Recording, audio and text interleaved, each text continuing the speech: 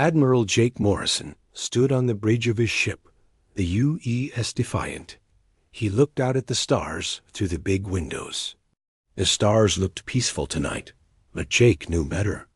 Out there, far away from Earth, a terrible war was happening. The war had been going on for 300 years. Two alien races were fighting each other. The Zephyrians were strong and mean. They had big ships and powerful weapons. The HFY were also strong, but they looked like giant bugs. Both sides wanted to control the galaxy. Jake had been in space for 20 years. He had seen the reports come in from the outer edges of space. Planets were being destroyed. Billions of aliens were dying. Whole star systems were turning into graveyards. But Earth was different. Earth had stayed out of the war. "Sir," said Captain Lisa Grant. She walked up to Jake with a worried look on her face. Lisa was his second in command. She was smart and brave, but today she looked scared. "What is it, Lisa?" Jake asked. "We got a message from the Proxima colonies. They're in trouble. Big trouble." Jake felt his heart sink. The Proxima colonies were the closest human settlements to Earth. They were only 4 light years away. If something was happening there, it was too close to home. "Show me," Jake said. Lisa pressed some buttons on her tablet. A hologram appeared in the air. It showed a man with blood on his face. He was breathing hard and looking behind him like something was chasing him. "This is Colony Commander Pete Williams," the man said. "We're under attack. Unknown ships are bombing our cities. They're not responding to our messages. We need help. Please, if anyone can hear this, we need help now." The message ended. Jake stared at the empty space where the hologram had been. "When did we get this?" Jake asked. 10 minutes ago, Lisa said. "But sir, there's more. Our long-range sensors are picking up something big heading toward our space." Jake walked to the main computer. He pulled up the sensor data. What he saw made him feel cold inside. Dozens of ships were moving toward Earth's territory. They were bigger than anything humans had ever built. "Get me Dr. Marcus Webb," Jake said, "and call President Phillips. Tell her we need an emergency meeting." Dr. Webb arrived on the bridge 15 minutes later. He was a thin man with gray hair and thick glasses. He had been studying alien technology for most of his life. He knew more about the Zephyrians and HFY than anyone else on Earth. "What do you think, Marcus?" Jake asked, showing him the sensor data. Dr. Webb studied the information carefully. His face got more worried as he looked at the numbers. "These are Zephyrian ships," he said finally. "Big ones. This is a war fleet, not a patrol group. But why are they coming here?" Lisa asked. "We've never bothered them. We've stayed neutral." Dr. Webb took off his glasses and cleaned them. This was something he did when he was thinking hard about a problem. "I've been studying their technology for years," he said. I know why they're coming. It's about what makes us human." "What do you mean?" Jake asked. "Our DNA," Dr. Webb said. "Human genetic code is different from other species in the galaxy. Very different. I think the Zephyrians have discovered something about us that makes us valuable to them." Jake felt a chill run down his spine. Valuable how? "There are ancient machines scattered across the galaxy," Dr. Webb explained. "Machines built by a race that lived millions of years ago. These machines are incredibly powerful. They could end the war in favor of whoever controls them. And our DNA can activate these machines?" Lisa asked. "I think so," Dr. Webb said. "I've been running computer simulations. Human genetic markers might be the key to unlocking technology that both sides have been looking for." Jake walked back to the window. The stars didn't look peaceful anymore. They looked dangerous. For 200 years, Earth had a simple policy: stay out of the galactic war. Don't pick sides. Don't get involved. Build up Earth's defenses and protect humanity's home system. It had worked. While the Zephyrians and Kethver destroyed each other, humans had grown strong. They had built better ships and better weapons. They had colonized nearby star systems. They had created a peaceful zone around Earth where humans could live without fear. But now the peace was ending. "Sir," said Lieutenant Commander Tony Garcia. He was the ship's communications officer. "We're getting a transmission from Earth. President Phillips wants to talk to you." Jake walked to the communication station. A screen showed the face of President Karen Phillips. She was sitting in her office in Washington. Behind her, Jake could see other government officials running around. Everyone looked worried. "Admiral Morrison," the president said, "I need to know what we're facing." "A Zephyrian war fleet, Madam President," Jake said. "They're heading straight for Earth space. They'll be here in less than 24 hours. Do we know what they want?" Jake looked at Dr. Webb. The scientist nodded. "We believe they want to use humans as a weapon," Jake said. "Our genetic code might be able to activate ancient alien technology. Technology that could help them win their war." President Phillips was quiet for a long moment. Jake could see her thinking about all the choices she had to make. "How many ships are coming?" she asked. 57, Jake said. "All of them are bigger than our largest ships." "And how many ships do we have in this sector?" 12, the president closed her eyes. When she opened them, Jake saw something he had never seen before. Fear. "Admiral," she said, "I'm calling an emergency meeting of the United Earth Council. I want you there. And I want all our military leaders there too." "Yes, ma'am." "And Admiral, get our ships ready for battle.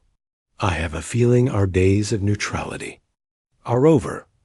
The transmission ended. Jake stood in the quiet bridge, looking at his crew. They were all staring at him, waiting for orders. "You heard the president," Jake said. "Get this ship ready for combat. Call all our ships in the sector. Tell them to prepare for battle." "Sir," Lisa said, "are we really going to fight them?" "They have 57 ships." Jake looked out at the stars one more time. Somewhere out there, alien ships were coming to Earth. They wanted to use humans as tools in their war. They wanted to turn humanity into weapons. "We've stayed out of their war for 300 years, Jake said. "But now they're bringing the war to us. And when someone comes to your home looking for a fight, you give them one."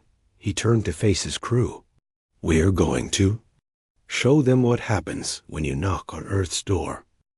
The Zephyrian ships arrived at the edge of Earth's solar system like a dark cloud. Commander Alex Turner watched them through his telescope from the Luna defense grid. The alien ships were huge. Each one was 3 times bigger than the largest. Human ship Alex had been stationed on the moon for 5 years. His job was to watch for threats coming toward Earth. He had never seen anything like this before. The alien ships moved in perfect formation, like they were dancing. But it was a dance of death. "Holy shit," whispered Sergeant Matt Johnson, who was standing next to Alex. "How many of them are there?" "Too many," Alex said. He counted them again. 57 ships, each one carrying thousands of alien soldiers. Alex pressed the red button on his console. This button sent an emergency signal to Earth. Within seconds, every military base on Earth would know that the enemy had arrived. "This is Luna Defense Grid," Alex said into his microphone. "The Zephyrian fleet has entered our solar system. Repeat, we have hostile aliens in our space." The response came immediately. "Luna Defense Grid, this is Earth Command. We see them. Get your weapons ready." Alex looked at the weapons around him. The moon had the best defense systems that humans had ever built. Laser cannons, missile launchers, and plasma guns covered the surface. But would it be enough? On Earth, President Karen Phillips was sitting in the emergency command center. The room was deep underground. protected by thick walls and strong shields.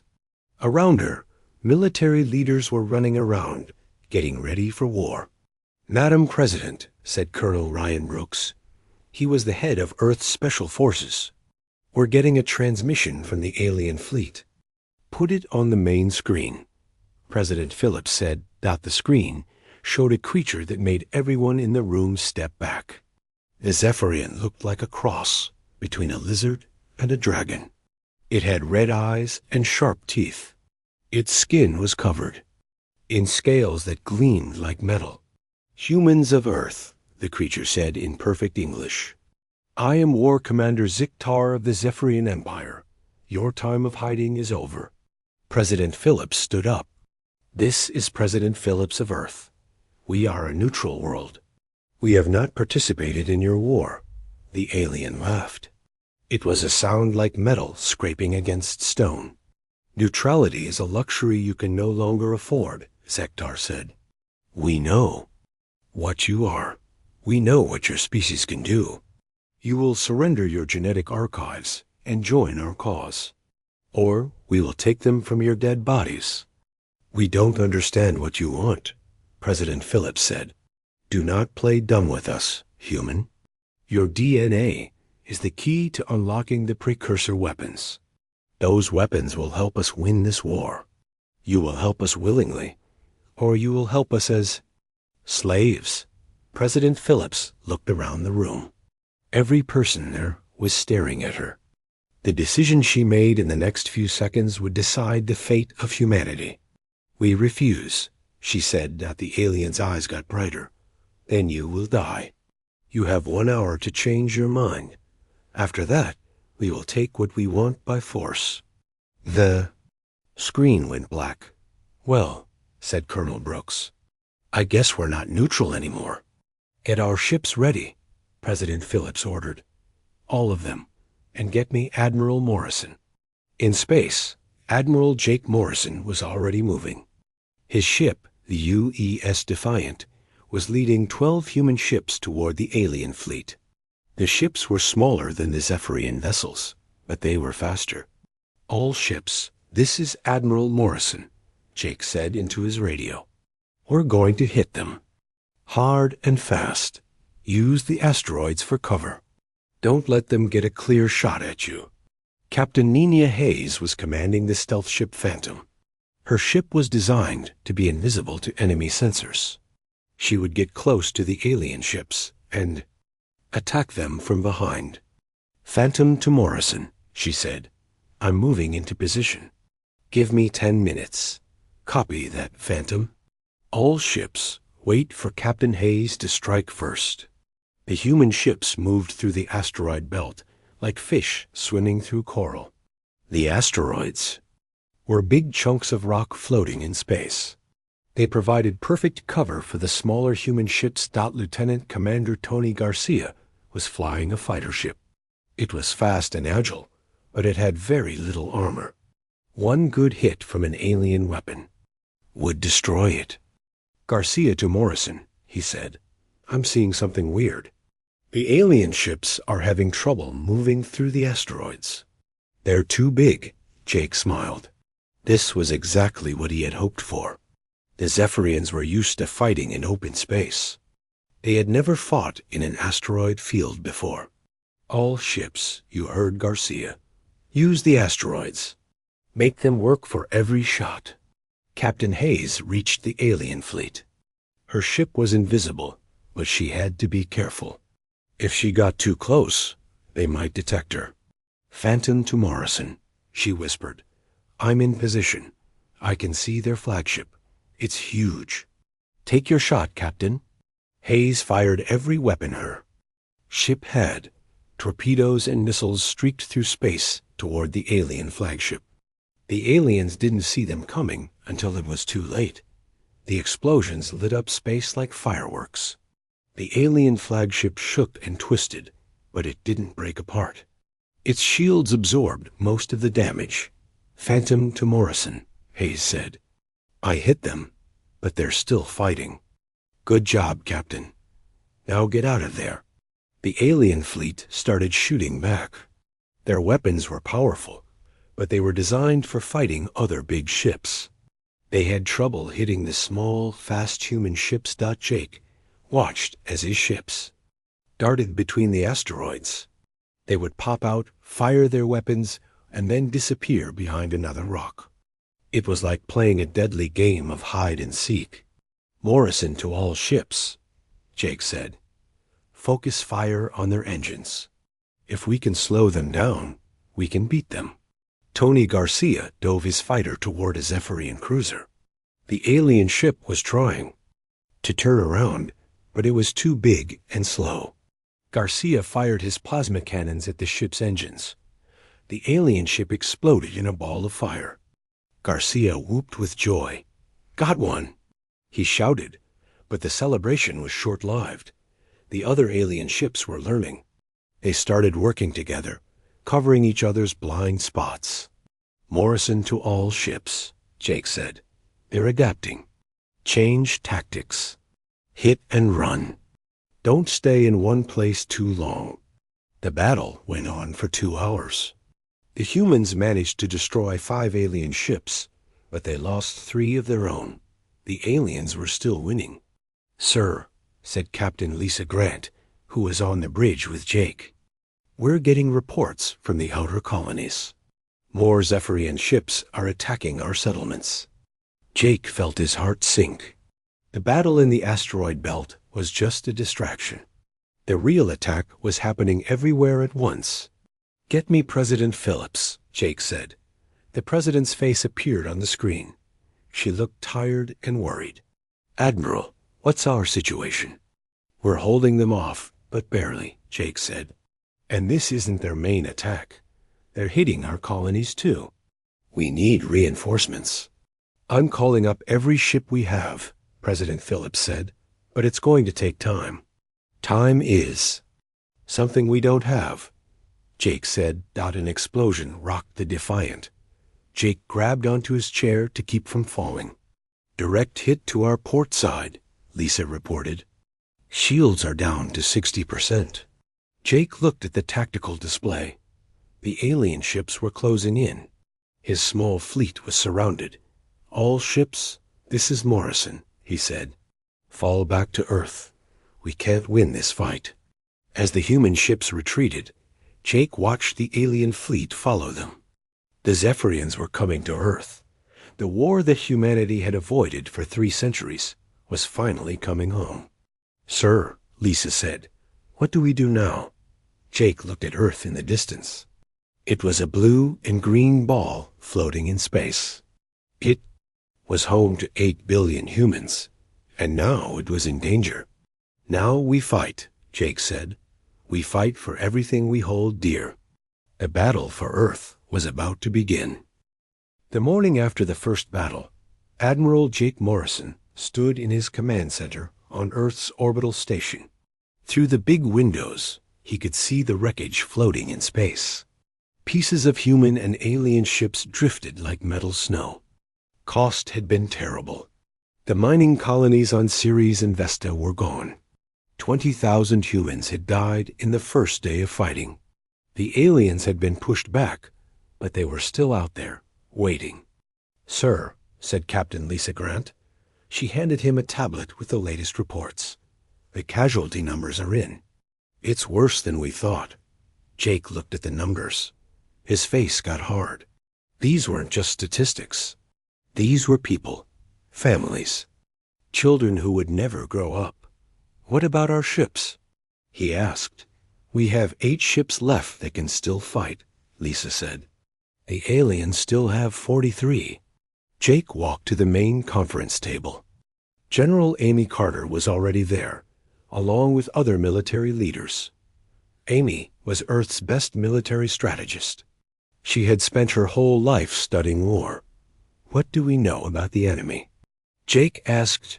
Amy pulled up a holographic display. It showed the alien ships and their weapons. "They're tough," she said. "Their shields are stronger than ours. Their weapons hit harder, but they have weaknesses too. Such as, they're slow. They can't change direction quickly. and they seemed to follow the same attack patterns every time. Intelligence Officer Ben Thompson raised his hand. Ben was a quiet man who spent most of his time studying alien communications. "I've been listening to their radio chatter," he said. "They're confused by our tactics. They keep asking each other how we can move so fast. That's because they've never fought anyone." "Like us," Amy said. "For 300 years, they've been fighting the Kethver. Both species use the same basic strategies. Big ships, heavy weapons, straight-line attacks." Jake nodded. "But we developed our technology differently." "Exactly," Amy said. "While they were perfecting energy shields and beam weapons, we focused on speed and stealth. We learned to use our environment as a weapon." Dr. Marcus Webb entered the room. He looked tired and worried. He had been working all night in his laboratory. "I've been analyzing the alien ship parts we recovered," he said.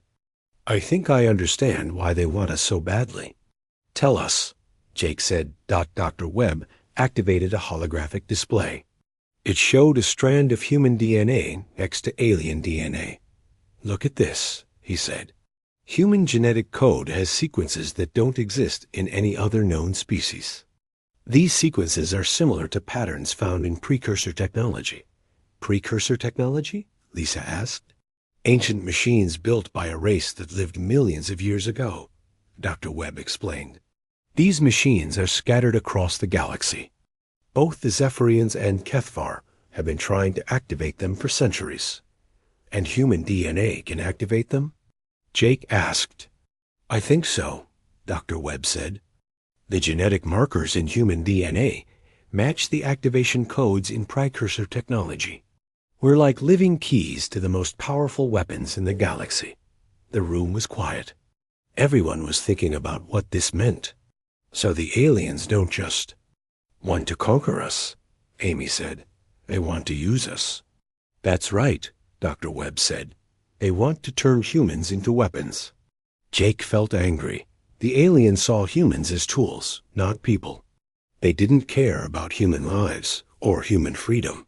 They just wanted to use humanity to win their war. "There's something else," Dr. Webb said. "I've been studying the battle recordings. The aliens' weapons are having trouble penetrating our armor." "What do you mean?" Lisa asked. "Our ships are built with materials that don't exist in the rest of the galaxy," Dr. Webb explained. "Elements that only exist on Earth. Their weapons are designed to fight ships made of different materials." Ben Thompson leaned forward.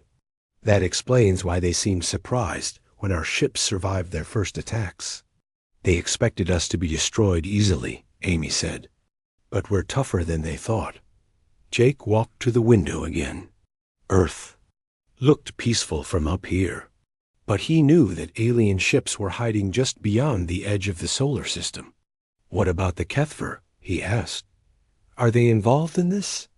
"Not yet," Ben said. "But I've been monitoring their communications. They know about the attack on Earth. They're watching to see what happens. Are they planning to attack us too?" "I don't think so," Ben said. "The Kethver and Zephyrians hate each other. If the Zephyrians want something, the Kethver probably want to stop them from getting it." Captain Nina Hayes entered the room. She had just returned from a reconnaissance mission to the outer planets. "Admiral," she said, "I have news from Jupiter. The aliens are building a base on one of the moons." "Which moon?" Jake asked. "Europa," Nina said. "They're setting up some kind of facility there. It looks like they're planning to stay." Jake felt his heart sink. If the aliens were building a base in the solar system, it meant they weren't planning to leave anytime soon. "Did you get close enough to see what they're doing?" Amy asked. "Yes," Nina said. "They're building prison cells. Lots of them. I think they're planning to capture humans and use them as slaves." The room was silent. Everyone was thinking the same thing.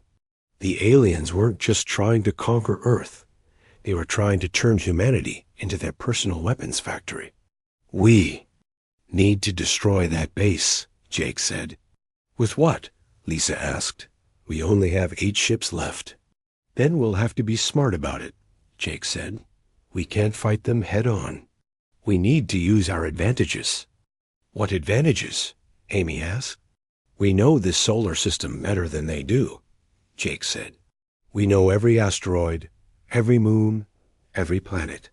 We can use that knowledge against them. Dr. Webb stood up. There's something else we need to consider. The aliens' presence here is attracting attention from other species. I've been detecting strange energy signatures at the edge of the solar system. What kind of energy signatures? Jake asked. I'm not sure, but I think other aliens are watching this fight. If we win, they might want to talk to us. If we lose, we won't lose, Jake said firmly. We can't lose. But sir, Lisa said, how can we fight an enemy that outnumbers us 5-1? Jake looked around the room at his officers. They were scared, but they were also determined. They were ready to fight for their home. We're going to do what humans have always done, he said. We're going to adapt. We're going to improvise. And we're going to show these aliens that Earth is not an easy target. What's the plan? Amy asked. We're going to split up, Jake said. Small groups of ships will attack different targets. We'll keep the aliens guessing. They won't know where we'll strike next. That's risky, Lisa said. If we split up, we'll be even more outnumbered. But we'll be faster, Jake said. And speed is our biggest advantage. Nina raised her hand. What about the base on Europa? Are we going to attack it? Yes, Jake said. But not yet. First, we need to understand what they're building there. And we need to know if there are human prisoners inside. The meeting broke up. Everyone had jobs to do. Ships to repair. Weapons to load. Plans to make. Jake stood alone in the command center, looking out at Earth. The planet looked so small and fragile from up here. But he knew that the people down there were strong. They had survived ice ages and plagues and wars. They would survive this too. The aliens had made a mistake. They thought Earth would be an easy target. They thought humans would surrender without a fight. They were wrong. Earth had stayed out of the Galactic War for 3 centuries. But now the war had come to Earth, and humans were going to show the galaxy what they were really made of. 3 weeks after the first battle, something unexpected happened. A new ship appeared at the edge of Earth's solar system. It was unlike anything humans had ever seen before. The ship was long and thin, like a needle made of black metal. Strange. Blue lights pulsed along its sides. It moved differently than the Zephyrian ships. Where the Zephyrians moved like bulldozers, this ship moved like a dancer. Commander Alex Turner was the first to spot it from the Luna Defense Grid. He immediately called Earth Command. This is Luna Defense Grid, he said. We have a new contact. Unknown ship approaching from the direction of Alpha Centauri. Is it Zephyrian? Asked the voice from Earth Command. Negative, Alex said. This is something else. Something we've never seen before. Admiral Jake Morrison arrived at the command center within minutes. He looked at the sensor data with confusion. It's not attacking, he said. It's just ... sitting there. Maybe it's broken? Suggested Captain Lisa Grant. Before anyone could answer, the ship sent a message. The voice that came through the speakers was unlike anything humans had ever heard. It sounded like music mixed with static. Greetings, humans of Earth, the voice said. I am Ambassador Kethmer of the Kethver Hegemony. I request permission to speak with your leaders. Everyone in the command center looked at each other. The Kethver were the enemies of the Zephyrians. But they were also aliens. Could they be trusted? This is Admiral Morrison of Earth Defense, Jake said into the microphone. State your intentions. I come in peace, Kethmer said. I wish to discuss a matter of mutual interest. The Zephyrians who are attacking your world are also our enemies. President Karen Phillips was called to the command center. She listened to the recording of the alien message 3 times before making her decision. Set up a meeting, she said, but not on Earth, and not on their ship. Somewhere neutral. Where? Asked Jake. The old research station at Titan, President Phillips said. It's been empty for years. If this is a trap, at least we won't be putting Earth at risk. 2 days later, Foreign Minister Steve Adams found himself sitting across from the strangest creature he had ever seen. Ambassador Kethmer looked like a giant insect. He was 8 feet tall with 4 arms and big black eyes. His skin was the color of emeralds and seemed to shimmer in the light. You are afraid, Kethmer said in his musical voice. That is wise. Many species fear us when they first meet us. Can you blame us? Steve asked. We've been neutral in your war for centuries. Now, suddenly, everyone wants something from us. Yes, Kethmer said. Your genetic code. The key to the precursor weapons. The Zephyrians want to use you as slaves. We have a different offer. What kind of offer? Kethmer leaned forward. An alliance. A partnership between equals. Steve laughed. Why would you want to partner with us? We're just one small planet. Because you are different, Kethmer said. In 300 years of war, no species has ever fought the Zephyrians the way you have. You use tactics we never thought possible. You turn weaknesses into strengths. And what do you want in return? Help us end this war, Kethmer said. The Zephyrians have become too powerful. They conquer worlds and turn the people into slaves. They must be stopped. Steve thought about this. And if we help you win, what happens to us? You remain free. Kethmer said, you keep your independence. We will share our technology with you. Together, we can build a better galaxy. The meeting lasted 4 hours. When it was over, Steve returned to Earth with a proposal that would change everything. President Phillips called an emergency meeting of the United Earth Council. The room was filled with government leaders, military officers, and scientists. The Kethvar are offering us an alliance, Steve explained. They want to help us fight the Zephyrians. How do we know we can trust them? Asked Colonel Ryan Brooks. We don't, Steve admitted, but we do know we can't trust the Zephyrians. They've made it clear they want to enslave us. Dr. Marcus Webb raised his hand. I've been studying Kethvar history. They've never enslaved other species. They prefer to make deals. What kind of deals? Asked General Amy Carter. Trade agreements. Technology exchanges. They're more like space merchants than conquerors. Admiral Morrison stood up. From a military standpoint, we need help. The Zephyrians still outnumber us. If the Kethvar can provide ships and weapons, we might have a chance. But what about the long-term consequences? Asked President Phillips. If we choose sides in this war, there's no going back to neutrality. Ma'am, said Colonel Brooks, I don't think neutrality is an option anymore. The Zephyrians have made that clear. The debate went on for hours. Some people wanted to accept the Kethvar alliance. Others wanted to fight alone. A few suggested surrendering to the Zephyrians. Finally, President Phillips called for a vote. The result was close, but the alliance supporters won. We'll accept the Kethvar offer, she said. But we keep our independence. We're partners, not subjects. The alliance was signed 1 week later. The first Kethvar ships arrived the next day. Captain Nina Hayes was on the bridge of her ship, the Phantom, when she saw them coming. There were 20 Kethvar vessels, each one different from the others. They moved through space like a school of fish. They're beautiful, said her navigation officer, Lieutenant Sam Parker. Nina had to admit they were right. The Kethvar ships were works of art. They curved and flowed like living things. Their hulls were covered in patterns that seemed to shift and change. The lead HFY ship was commanded by War Leader Thekvash.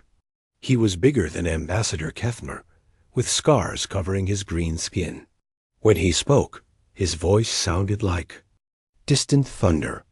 "Greetings, human warriors," he said. "I am here to help you fight the Zephyrian dogs." "Welcome to Earth space," Nina replied. "We're glad to have you." The Kethver brought more than just ships. They brought technology. Energy weapons that could punch through Zephyrian shields. Armor that could repair itself. Communication devices that worked across vast distances. Dr. Webb was amazed by what he saw. "Their technology is incredible," he told Jake. "It's completely different from ours, but it's compatible. We can integrate it into our ships." "How long will that take?" Jake asked. "With their help, maybe a week." Lieutenant Commander Tony Garcia was one of the first human pilots to fly a ship equipped with Kethvar technology. His fighter now had weapons that could destroy a Zephyrian cruiser with one shot. "This is amazing," he said over the radio. "I feel like I'm flying a ship from the future." But the alliance wasn't just about technology. It was about learning to work together. Humans and Kethvar had to learn each other's languages. They had to understand each other's cultures. Sergeant Matt Johnson found himself training alongside Kethvar soldiers. At first, he was scared of them. They were so big and alien. But as he got to know them, he realized they weren't so different from humans. "They fight for their families too," he told his commander. "They want to protect their homes, just like we do." The Kethvar soldiers were impressed by human adaptability. They had never seen warriors who could change tactics so quickly. "Humans are like water," one Kethvar soldier said.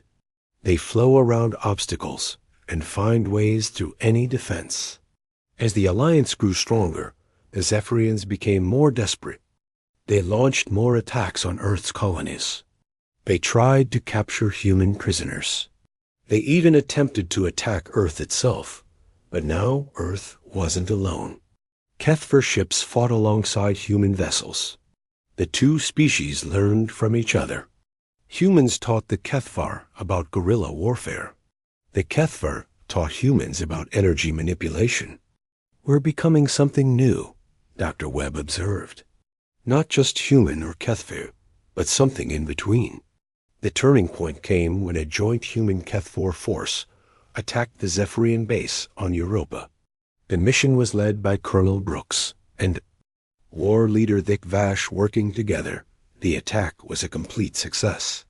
The base was destroyed, and 200 human prisoners were rescued. But more importantly, the alliance proved it could work. "We did it," Colonel Brooks said as he watched the Zephyrian base burn. "We actually did it." "This is only the beginning," Thekvash replied. "The Zephyrians will send more ships. Bigger ships. Let them come," Brooks said. "We'll be ready." As news of the victory spread, other species began to take notice. The galaxy had seen something new. A young species that could stand up to the mighty Zephyrians. A species that could make allies instead of enemies. The war was far from over. The final battle began on a Tuesday morning. Admiral Jake Morrison was drinking coffee on the bridge of the UES Defiant when the alarm bells started ringing. "Sir?" said Captain Lisa Grant, running to his side. "Long-range sensors are picking up massive energy signatures. Something big is coming." Jake put down his coffee and walked to the main display. What he saw made his blood run cold. A fleet of ships was approaching Earth, but this wasn't just any fleet. This was the largest collection of Zephyrian warships ever assembled. "How many?" Jake asked. 200 ships, Lisa said quietly, including their biggest dreadnought. Jake counted the human and Kethvar ships available for defense. They had 60 vessels total. The odds were more than 3-1 against them. "Get me Emperor Zykoth," Jake said. The main screen flickered. "To life. The face that appeared was even more terrifying than the other Zephyrians. Emperor Zykoth was ancient and scarred. His red eyes burned with hatred. When he spoke, his voice sounded like grinding metal. "Admiral Morrison," the Emperor said, "I have come to end this personally." "Your Highness," Jake replied, trying to stay calm.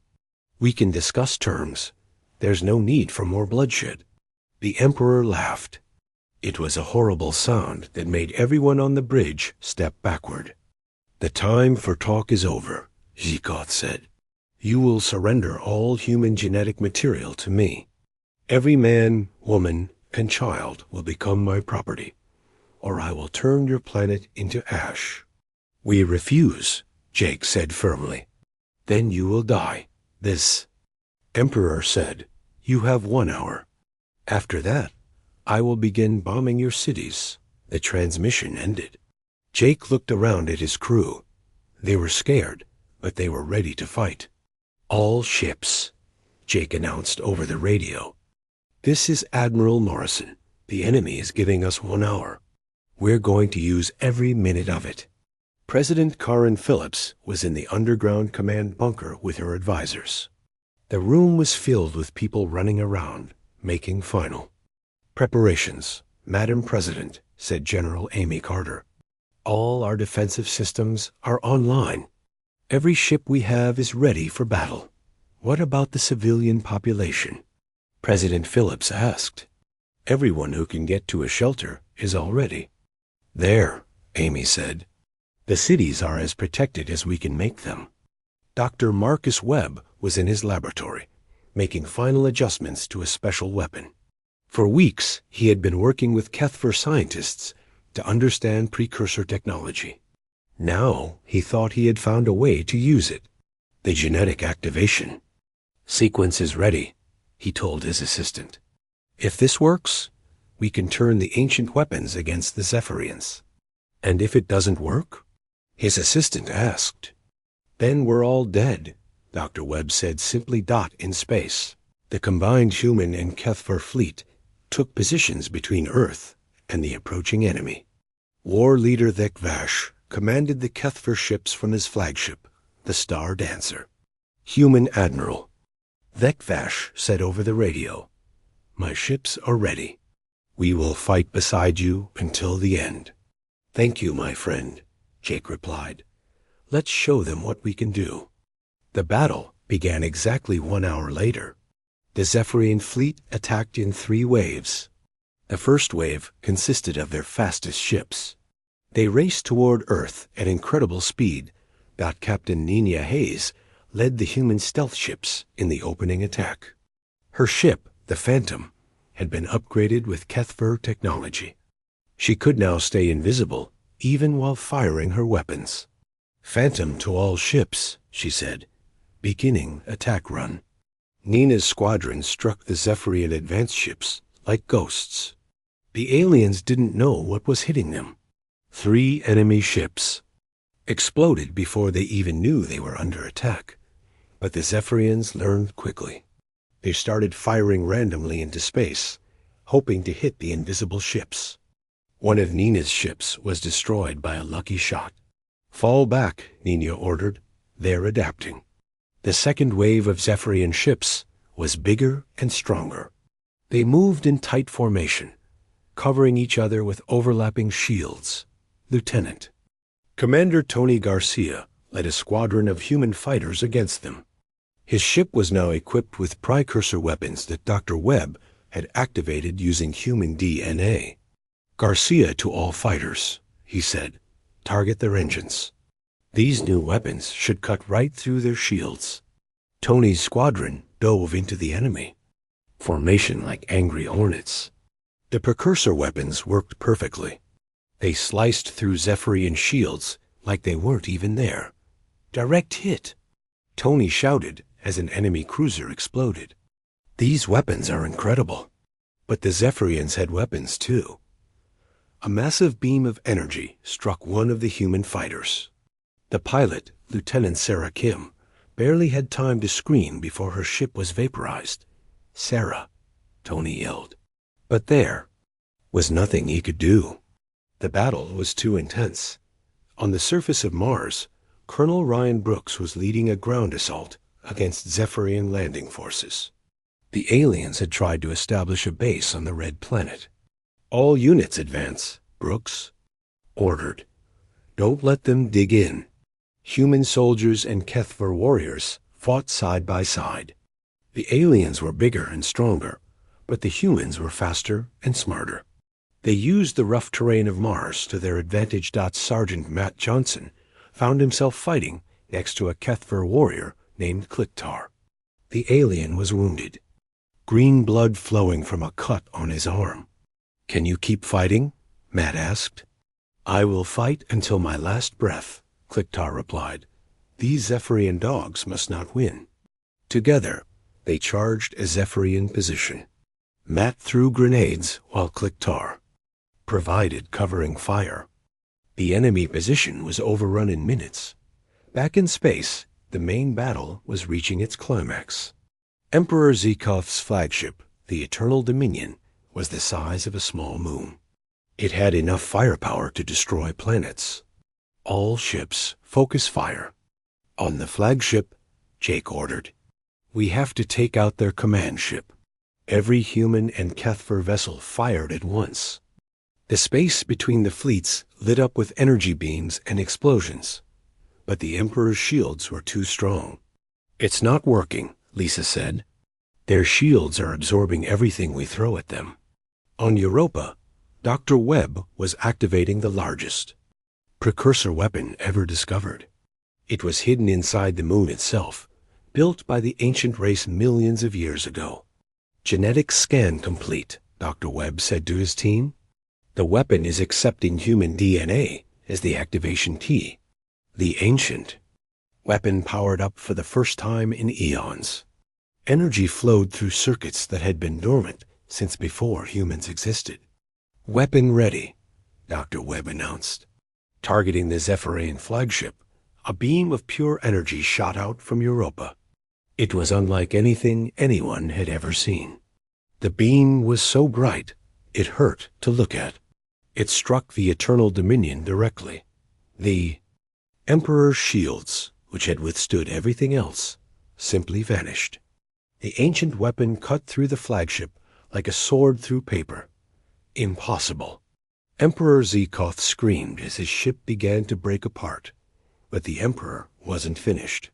He ordered all his remaining ships to ram Earth. If he couldn't have the humans, no one could. "They're going kamikaze," Jake said. "All ships protect Earth at all costs." The final phase of the battle was desperate and chaotic. Human and HFY ships threw themselves between Earth and the Zephyrian vessels. Many ships were destroyed, but they saved their home world. Captain Grant led a boarding party onto the Emperor's damaged flagship. They fought their way through corridors filled with smoke and sparks. "There!" Grant shouted, pointing at a heavily armored door.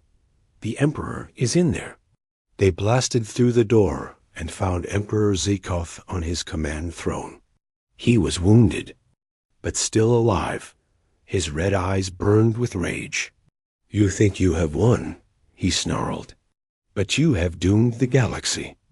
Without the Zephyrian Empire, chaos will consume everything." "Maybe," Grant said, pointing her weapon at him. "But that's better than slavery." The Emperor was captured alive. The remaining Zephyrian ships, seeing their leader defeated, began to surrender. The war was over. 3 months later, Admiral Morrison stood in the same place where the battle had begun. But now, instead of warships, he saw something wonderful. Ships from dozens of different species were arriving at Earth. The victory over the Zephyrians had made humanity famous across the galaxy. Other species wanted to meet the young race that had ended a war lasting centuries. "Ambassador Morrison," said President Phillips. Jake had been promoted to Earth's first galactic ambassador. "Madam President," Jake replied, "the Galactic Council wants to meet with us. They're offering Earth membership." Jake smiled. 3 months ago, we were a neutral world hiding from the galaxy. Now we're being invited to help lead it. Are you ready for that responsibility? President Phillips asked. Jake looked out at the stars. They no longer looked dangerous. They looked full of possibilities. We stayed out of their war for 3 centuries, he said. But when it came to our door, we didn't just defend ourselves. We ended it. I think we're ready for whatever comes next. Dr. Webb was working in his lab, studying precursor technology with scientists from a dozen worlds. The ancient weapons were being dismantled and turned into tools for peace. Captain Hayes was training pilots from other species in human combat tactics. The galaxy wanted to learn from the people who had defeated the mighty Zephyrans. War leader Vic Vash had become Earth's first alien citizen. He said he was tired of war and wanted to help build something better. The neutral zone was gone. In its place was something new. A galactic community where different species worked together, where conflicts were solved with words,